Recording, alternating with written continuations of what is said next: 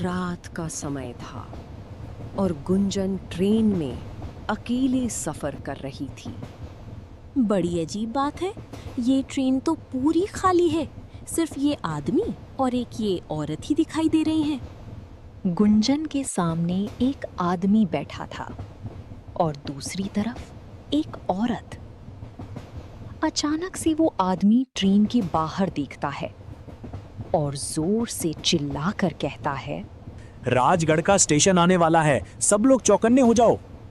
इतना कहकर वो आदमी आंखें बंद कर लेता है।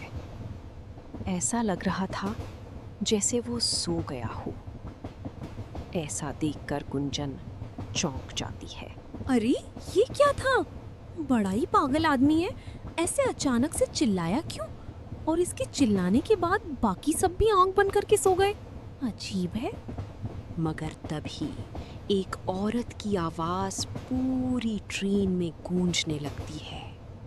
आ गई, मैं आ गई, भेलपुरी बेचने आ गई। बोलो बोलो, किसे खानी है मेरी लाल लाल चटपटी भेलपुरी? अरे वाह, मुझे तो लगा ही नहीं था इतनी रात गए मुझे ट्रेन में कुछ खाने को मिलेगा। कब से भूख लगी थी। मगर अच्छा ही है ये भेलपूरी वाली आ गई। अब भी पैसे निकाल लेती हूँ। गुंजन जैसे ही पर्स में से पैसे निकालने लगती है तो उसके सामने बैठा आदमी आंखें खोलते हुए गुस्से में कहता है, भेलपूरी वाली से कुछ नहीं लेना, वो भेलपूरी खिलाकर तुम्हें ट्रेन से उठा कर ले जाएगी। हाँ, भेलपूरी मत खरीदना। वाकई में बड़ा अजीब आदमी है। कैसी बैकी बैकी बातें कर रहा है।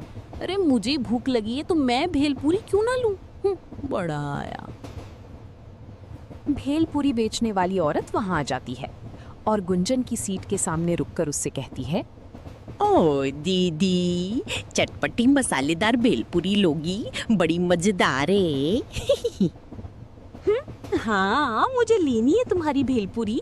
मगर पहले ये बताओ कि कितनी की है एक प्लेट? अरे ले लो, पहले खा कर तो देखो, फिर बताएंगी दाम। अच्छा ये भी सही है, लाओ फिर खिलाओ। गुंजन औरत के हाथ से भेलपूरी ले लेती है और खाने लगती है। वाह, अरे वाह वाह, क्या भेलपूरी बनाई है, मजा ही आ गया। और ये पागल आदमी मुझसे कह रहा था कि मैं भेलपूरी ना खरीदूं। अच्छा अब बताओ इसके पैसे कितने हुए? लेकिन वो औरत कुछ नहीं कहती, उल्टा जोर जोर से डरावनी हंसी हंसने लगती है।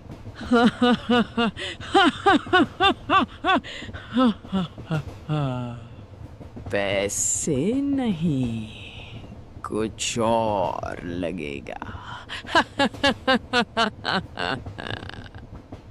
ये कहकर वो औरत अपना रूप बदलती है। वो एक डरावनी चुड़ैल थी। क्या? चुड़ैल? तुम तो एक चुड़ैल हो।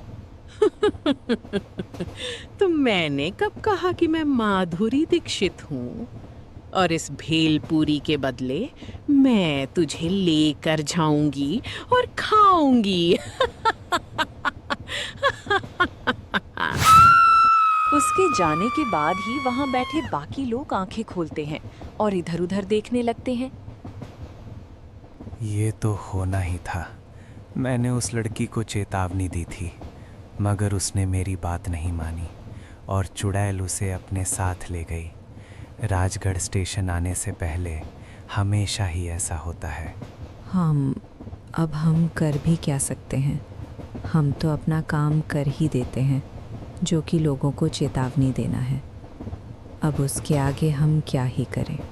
असल में वो दोनों बूढ़े आदमी और औरत पंकज और राधिका थे, जो कि पति पत्नी थे और रामगढ़ गांव में ही रहते थे। वो हर रोज उस ट्रेन से सफ़र करते थे ताकि लोगों को भेलपूरी बेचने वाली चुड़ैल से बचाया जा सके। मगर उनका ये तरीका भी अक्सर काम नहीं आता था। फिर एक दिन सुबह सुबह पंकज कहता है, क्यों न किसी तरह ये ट्रेन चलना ही बंद करवाए। अगर ट्रेन चलेगी ही नहीं तो चुड़ैल भेलपूरी बेचने आएगी ही नहीं, और ना ही लोग गायब होंगे ना मरेंगे। वो स्टेशन मास्टर है ना रघु भाई, हम उनसे जाकर कहेंगे, उनकी बहुत पहुंच है। वैसे भी इस ट्रेन में ज़्यादा लोग आते ही नहीं। वो बात करेंगे तो ट्रेन शायद बंद हो जाएगी। अच्छा, तो फिर आओ अभी जाकर उनसे बात करते हैं। रघु सिर्फ स्टेशन मास्टर ही नहीं था, बल्कि गांव का सबसे अमीर आदमी भी था। उसकी दूसरे गांव और शहरों में खूब पहचान थी। अरे आओ आओ पंकज भाई, कैसे आना हुआ है? रघु भैया, आप तो जानते हैं कि हमारे स्टेशन से गुजरने वाली जो ट्रेन है, पिछले 3 महीनों से उस पर भेलपुरी बेचने वाली चुड़ैल का साया मंडराने लगा है।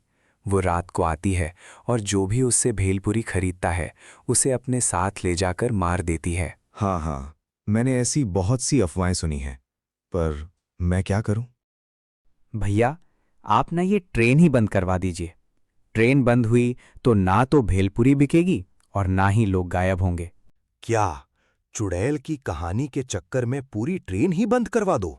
अरे, मैं बड़े साहब लोगों को जाकर ये बोलूंगा तो वो मेरे ऊपर हंसेंगे, समझे? मगर रघु भैया, सच तो यही है ना। जो ना माने उसे रात को ट्रेन में सफ़र करने को कहिए, फिर वो भी इस पर यकीन कर लेगा और ट्रेन बंद करवा देंगे। नहीं नहीं, मैं इसमें कुछ नहीं कर सकता। तुम अपने घर जाओ और मुझे भी अपना काम करने दो। बेचारा पंकज उदास होकर अपने घर आ जाता है। कुछ नहीं किया ना रघु भैया ने, मैंने तो पहले ही कहा था।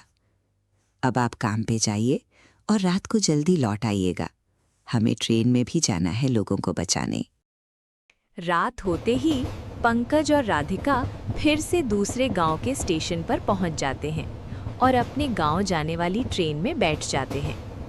राधिका के पास बड़ा झोला था। वो उसे खोलकर पंकज को दिखाती है तो पंकज चौंक जाता है। उस झोले में बहुत सारी भेलपुरी थी। जब आप काम पर गए तो मुझे एक आइडिया आया और मैंने खूब सारी भेलपुरी बना ली। अब मैं चुड़ैल से पहले सबको भेलपुरी बेच दूंगी और फिर कोई भी उसकी भेलपुरी खरीदेगा ही नहीं। राधिका खड़ी होकर सबसे कहती है, ले लो, स्वादिष्ट लजीज भेलपुरी ले लो। ऐसी भेलपुरी कभी नहीं खाई होगी। अच्छा, इतनी अच्छी है क्या? लाओ फिर जरा मुझे भी खिलाओ। ले लो जी, सब लोग लो, सिर्फ 10 रुपए की है। रामगढ़ का स्टेशन आते आते राधिका ट्रेन में बैठे सभी लोगों को भेलपुरी बेच देती है। हो गया जी, अब तो आज इनमें से कोई भी और भेलपुरी नहीं खाएगा। तभी पंकज जोर से चिल्लाता है, राजगढ़ का स्टेशन आने वाला है, सब लोग चौकन्ने हो जाओ। इतना कहकर पंकज और राधिका आंखें बंद करके बैठ जाते हैं। आ गई, मैं आ गई, भेलपुरी बेचने आ गई।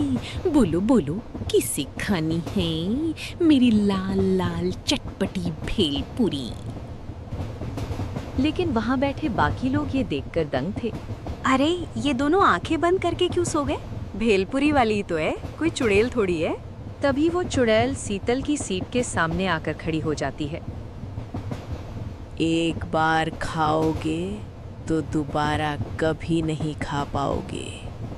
है क्या मतलब? मेरा मतलब, एक बार मेरी भेलपुरी खाओगे तो दोबारा कहीं और से खरीद कर नहीं खाओगे। हाँ, वैसे तो हम पहले ही भेलपुरी खरीद चुके हैं, मगर तुम अपनी भेलपुरी की इतनी ही तारीफ कर रही हो तो खिलाई दो। हाँ हाँ, लीजिए ना। लेकिन चुड़ैल शीतल को भेलपुरी देती उससे पहले ही राधिका बीच में बोल पड़ती है। नहीं, इसकी भेलपुरी मत लो, ये चुड़ैल है, ये तुम्हें ले जाएगी। क्या कुछ भी। मैं सच कह रही है, तुमने भेलपुरी खाई तो ये तुम्हें ले जाएगी। अच्छा, मगर मैंने तो तुम्हारी भेलपुरी भी खाई थी। तुम तो चुड़ैल बनकर मुझे अपने साथ नहीं ले गई। देखो, मैं तुम्हें चेतावनी दे रही हूँ, इसे मत खाना। शीतल जैसे ही भेलपुरी खाने जाती है, राधिका शीतल के हाथ से भेलपुरी ले लेती है और शीतल की जगह वो चुड़ैल की भेलपुरी खा लेती है।